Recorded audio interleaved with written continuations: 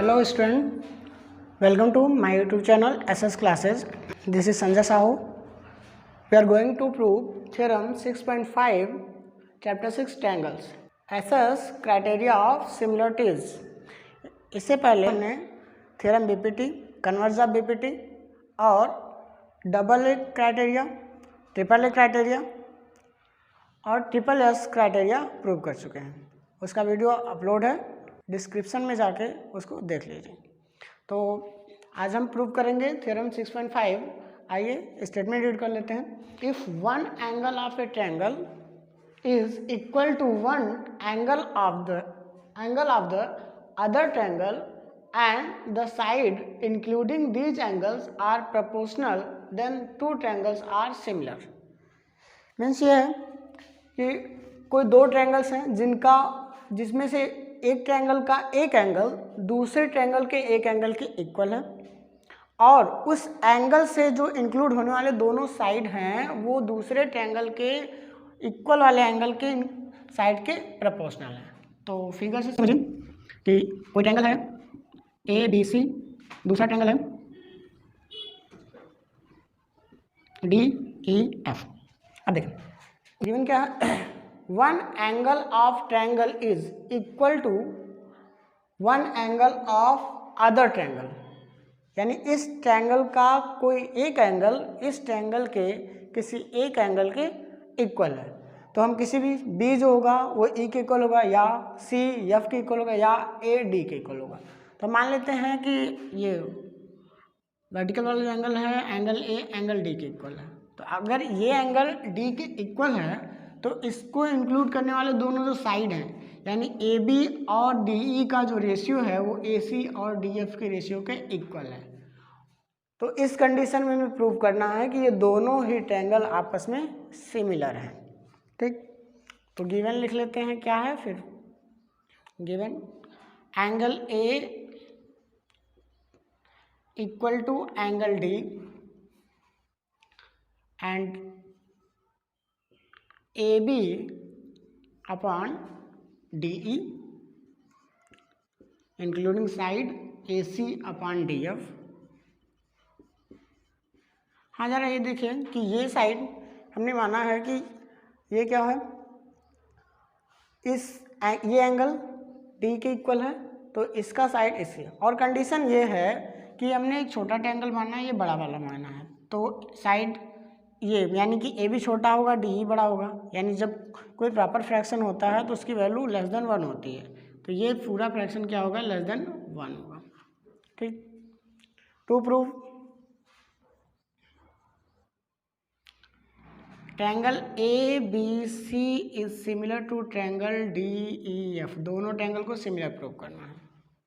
तो जैसा कि हमने पिछले थ्योरम में किया कि इसके सिमिलर प्रूव करने के लिए हमें कंस्ट्रक्शन करना पड़ेगा. यहाँ पे 2 पॉइंट लेके एक लाइन ड्रॉ करें और उस लाइन को उस जो ट्रायंगल बने उन दोनों को कॉन्ग्रुएंस करें.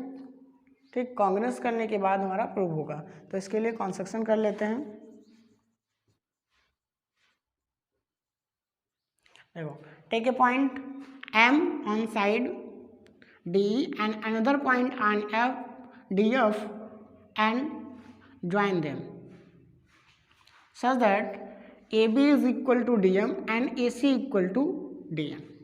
ठीक, ऐसा एक पॉइंट डी पे M ले लेते हैं, दूसरा पॉइंट DF पे N ले लेते हैं और इस तरह से और इनको ज्वाइन कर देते हैं और इस तरह से हो कि DM जो है AB के इक्वल हो और DN AC के इक्वल हो.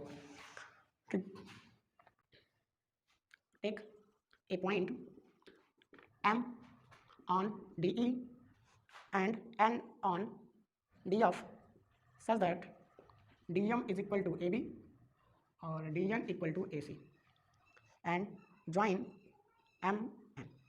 ठीक, आप प्रूफ देख लीजिए. तो पहले हम ये ट्रायंगल ले लेते हैं दोनों को. इन triangle A B C and triangle D M N. A B C में A B is equal to D M. हम कॉन्ग्रुएंस प्रूव करने जा रहे हैं. तो बाई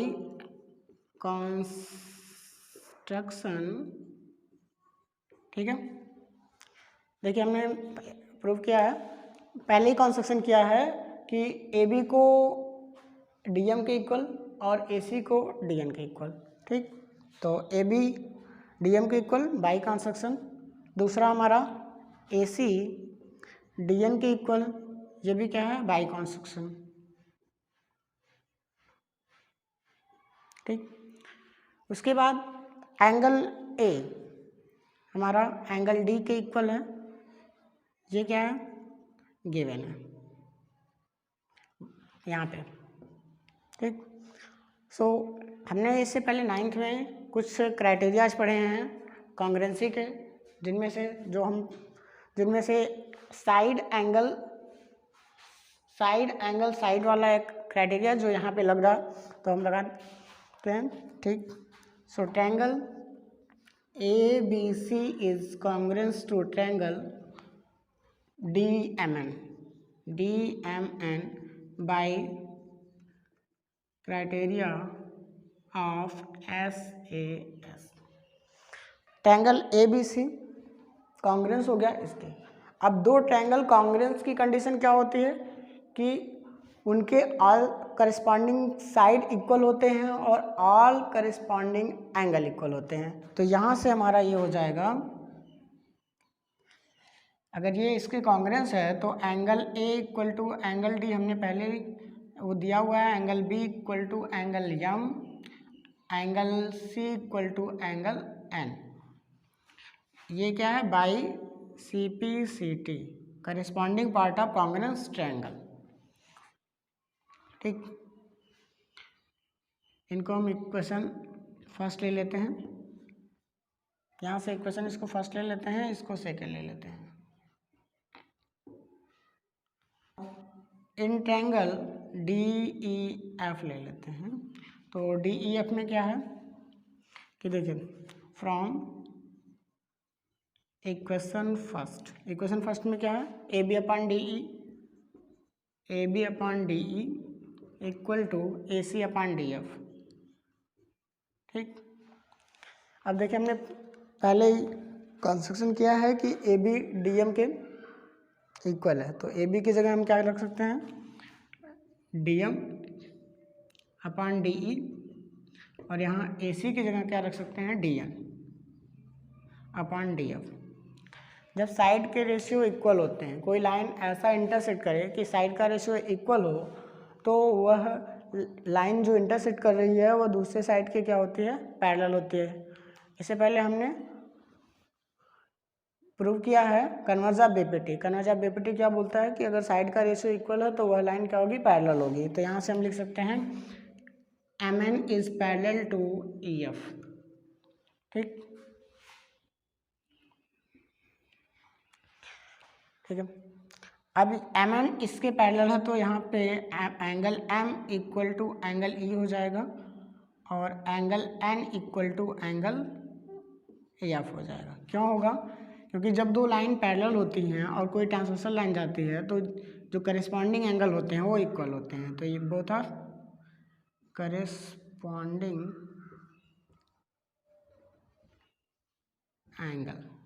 ठीक, इसको इक्वेशन सेकंड ले लो, थर्ड ले लो, सेकंड तक तो हो गया। तो यहाँ से देखो, from equation first and second we get, equation first and second में क्या है, देखो बी एम के इक्वल है, बी एम के इक्वल है, सी एन के इक्वल है। ठीक, और एम ई के इक्वल है, यहाँ हमने कॉन्ग्रुएंसी से किया, मतलब ये पैरेलल किया, और एन एफ के इक्वल है, मीन्स ये एंगल बी एम के, सी एन के, तो एम ई के, तो एम एन एफ के।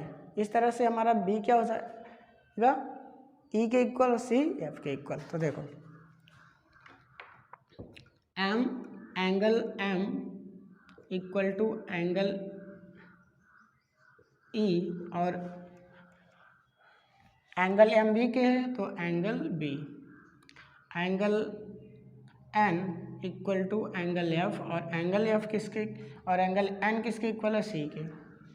ठीक, hence angle A equal to angle D, angle B equal to angle E, angle C equal to angle F.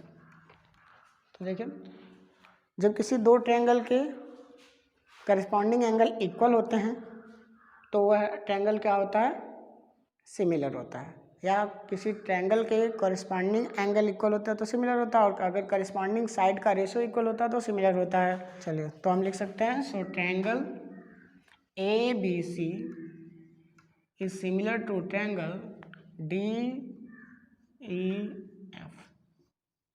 ये हमारा SAS criteria of similarity prove हो गया। Thank you.